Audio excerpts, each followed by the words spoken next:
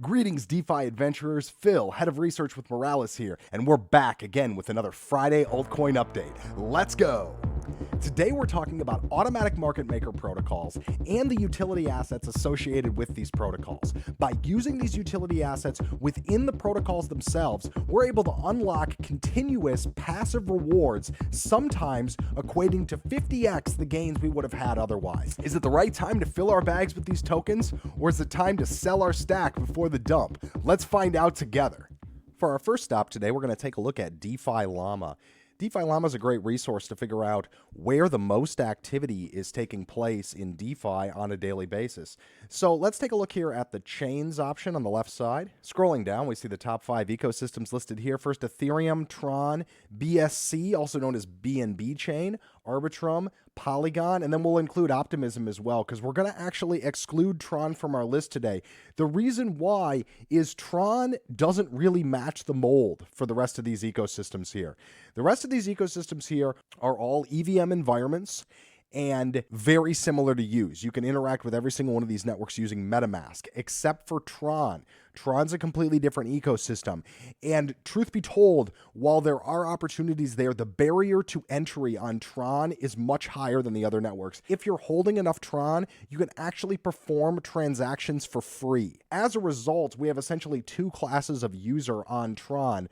Those users which are able to do 1 to a dozen transactions or more per day without incurring any fees. And then we have those who have to pay per transaction. If you're paying per transaction, it's going to be difficult to keep up with those who are able to process free transactions. I know from experience that the threshold to being able to process even a couple of free transactions per day is about $2,000. So as a result, we have an ecosystem here which really doesn't fit with the others. It also helps to explain how we could have so many more users, like literally 5 times the amount, but then still have it not make up even a quarter of the total value lock in terms of worldwide TVL. If you're very interested in diving deeper on Tron, there are a couple things to consider. First, I would make sure to follow the Wink Twitter address. Recently, Wink has pivoted to an Oracle protocol. As a result, this has become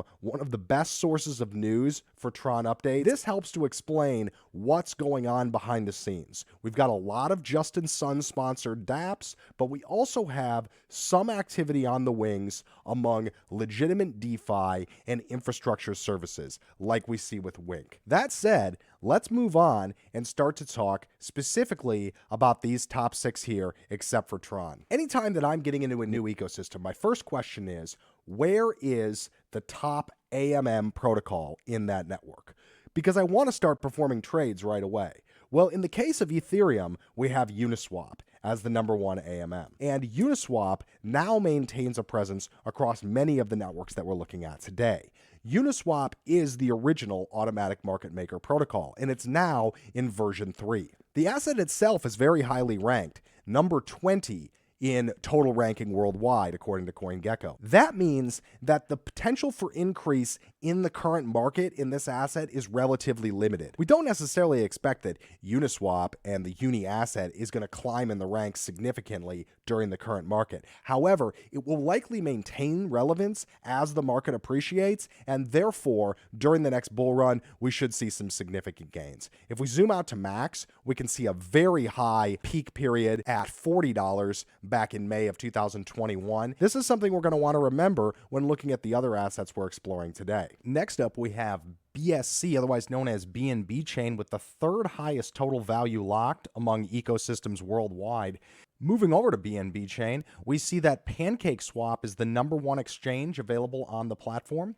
Look, taking a look at the Cake chart, we see that Cake is ranked today at number 79, according to CoinGecko, with a per token price of $3.60. Zooming out to the max time frame, we see that there was major appreciation like Uni during May of 2021, and that since then it's been a gradual decline followed by recent consolidation. By navigating to pancakeswap.finance, we're able to explore the staking options that are available for Cake. Selecting the Earn tab, we have both farms and pools available. By using farms, we can contribute LP tokens produced by PancakeSwap in order to earn Cake assets. Hovering over the APR shows the breakdown between Cake and the other received asset. Additional details on exactly how Cake works are available through the site as well. Moving to pools, we see that there are also staking options for Cake once you're holding it. By staking Cake, you earn rewards in the form of the resource that's being offered. So depending on the pool you select, depends on what resource you're going to earn. There are also inverse options available where you can stake something else in order to earn Cake, as we can see here. Next on our list is Arbitrum. Arbitrum is a little bit different than the other ones we're looking at because rather than having a brand new AMM protocol that is leading the charge, we actually have the Arbitrum resident version of Uniswap as the number one DEX available. As a result, it may be more advantageous for us to look at DEX aggregators. And DEX aggregators, in many cases, also have their own assets. Our number one DEX aggregator today is 1inch Protocol, again ranked relatively high at 104. By selecting the network list on 1inch, we can see that the protocol not only supports Arbitrum, but also Optimism, number 6 on our list, as well as Polygon, Ethereum, and BNB Chain. Really a one-stop shop for any of the networks that we're discussing today. The advantage to using these DEX aggregators is that they're going to check multiple routes, multiple AMM pathways to producing the best output trade for you based on the current market conditions. When we combine this with free trades available on Ethereum via the Fusion network, we begin to paint a picture of 1inch as one of the strongest decentralized exchange options available today. Again, in the case of 1inch, we have a variety of pools available that you can participate in order to earn the 1inch asset, and 1inch holders can also stake their 1inch assets in order to earn additional rewards through the protocol. Looking at the 1inch price and market position, then zooming out to max, we see a similar pattern to what we saw with Cake, heaviest appreciation in the middle of 2021, followed by a decline in price and recent consolidation. Here's where I remind everybody that risk and reward are correlated properties. What does that mean? That means if we want additional rewards, we need to increase our risk. Many times that means looking for assets that match the narrative we're following, but at a lower market cap. Well, I've got just the thing for you next. Similar in function to 1inch, we have Paraswap, another exchange aggregator with strong presence across multiple networks and with a much lower token price. In fact, the entire market cap is currently under 50 million.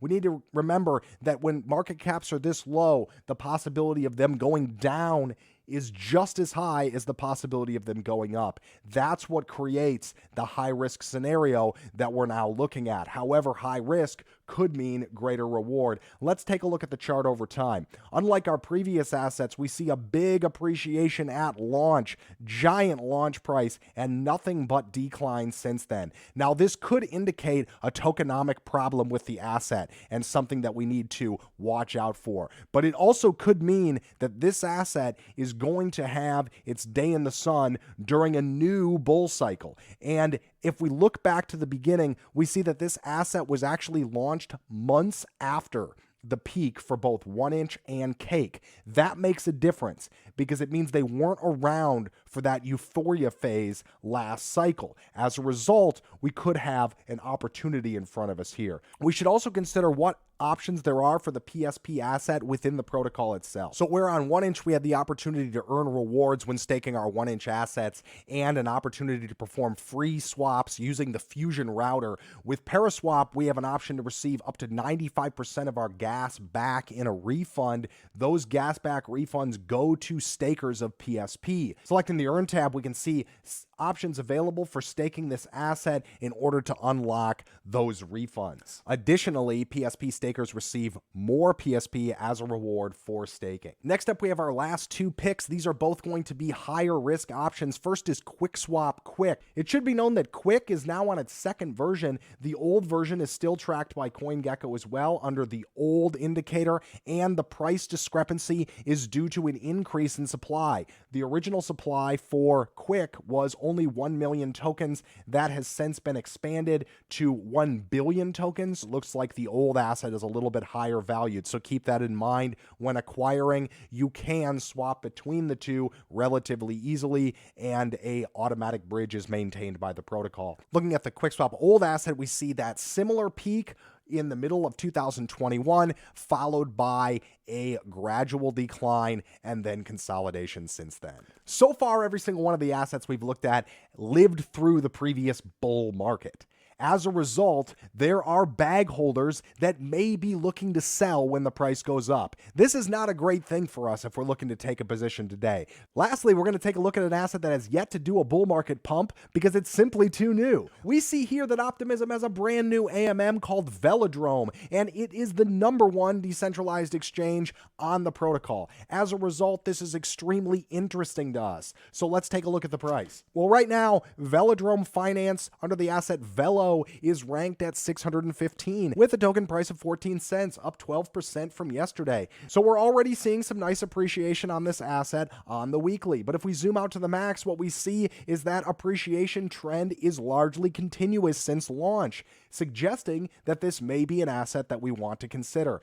We should also take a look at the current circulating supply relative to the total supply. What we see here is that about 60% or more of the asset still needs to be disseminated amongst the holders. What does that mean? That means that if you simply buy and hold the asset and do nothing with it, you have a possibility that you may become diluted as you hold it. How do you avoid dilution? Well, by participating in the protocol itself. So let's take a quick look at how we do this live. We need to already be holding Velo assets. If we are, then we're in good shape to perform this next procedure. We can see that we currently have just over 1,700 Velo in our wallet. In order to start earning additional Velo assets, we're going to vest them and create a lock. Now, our time horizon on this asset is relatively long, at least for this bag, so we're going to go ahead and select the 4-year time frame. This is going to give us the greatest amount of rewards based on the voting power that we unlock. At 4 years, you unlock 1 VE, that's voting power for Velo per Velo. Selecting lock, we need to first approve our Velo assets for spending. Here we're going to select max and approve all of them because we will contribute all of them to the vesting protocol. And then processing one more transaction in order to lock those assets. Since we're using Optimism, we see that fees are paid in Ethereum. Here we can see that vesting our assets creates an NFT representative of the assets that we have vested and also makes us eligible for voting and rewards via the top tabs. I hope you enjoyed that look into some of the top exchange protocols today. It's very much a mixed bag. Do I favor a protocol that has a history of pumpamentals and strong ability to appreciate and catch those network effects during the next bull cycle? Or do I try to discover a new protocol knowing that its rise to dominance among the other leading players is going to be major appreciation for the holders? Either way, there's risk and reward possibility, and it's up to you to seize your own future. Just remember, there's no shortage of success in this industry, and we're all in this together. See you in the next Friday update.